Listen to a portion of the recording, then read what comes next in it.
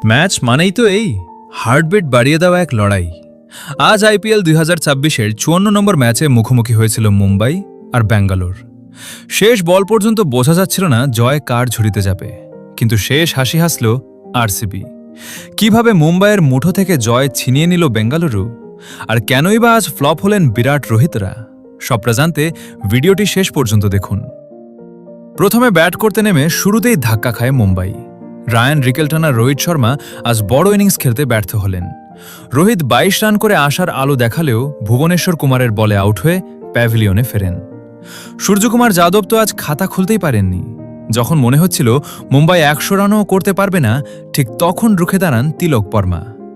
42 বলে 57 রানের এক দায়িত্বশীল ইনিংস খেলেন তিনি। সাথে নামানধীরের 47 রানের ঝোড়ো ব্যাটিং মুম্বাইকে 166 রানের এক সম্মানজনক স্কোরে পৌঁছে দেয়। ভুবনেশ্বর কুমার আজ পুরনো ছন্দে ছিলেন, একাই নিলেন গুরুত্বপূর্ণ উইকেটগুলো। 167 রানের টার্গেট তাড়া করতে নেমে আরসিবির শুরুটাও ছিল ভয়াবহ। কিং কোহলি আজ গোল্ডেন ডাক মেরে ফ্যানদের হতাশ করেছেন। দীপক চাহারের দাপটে প্যাভিলিয়নে ফেরেন পাডিক্কালও। কিন্তু গল্পের আসল নায়ক আজ অন্য কেউ ছিলেন। তিনি আর কেউ নন, ক্রুনাল পান্ডিয়া। যখন টিমের অবস্থা শোচনীয়, তখন ক্রিজে এসে তাণ্ডব শুরু করেন তিনি। 46 বলে 73 রানের এক বিধ্বংসী ইনিংস খেলে তিনি একাই ম্যাচের মোড় ঘুরিয়ে দেন। জিতেশ শর্মার ছোট কিন্তু কার্যকরী 18 রানের ইনিংসটিও ছিল চোখে পড়ার মতো।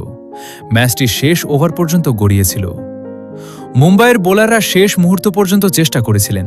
বিশেষ করে করবিন বশ আজ মাঝের ওভারে দারুণ বল করে আরসিবিকে চাপে রেখেছিলেন, কিন্তু শেষ পর্যন্ত স্নায়ুর লড়াইয়ে জিতে যায় বেঙ্গালুরু। 2 উইকেটে এই অবিশ্বাস্য জয় তুলে নিয়ে পয়েন্ট টেবিলে বড়সড় রদবদল ঘটিয়ে দিল আরসিবি। মুম্বাই ফ্যানদের জন্য আজকের রাতটা ছিল বড় দুঃস্বপ্নের মতো। আপনার কি মনে হয় আজ মুম্বাইয়ের হারের আসল কারণ কি? সূর্যের 0 রানে আউট হওয়া, নাকি শেষ ওভারে বোলারদের ব্যর্থতা? আর ক্রুনাল পান্ডিয়ার এই ইনিংসকে আপনি 10-এর মধ্যে কত দেবেন? কমেন্ট বক্সে অবশ্যই জানান। ভিডিওটি ভালো লাগলে লাইক করুন এবং আইপিএলের সব খবর সবার আগে পেতে আমাদের চ্যানেলটি সাবস্ক্রাইব করে দিন।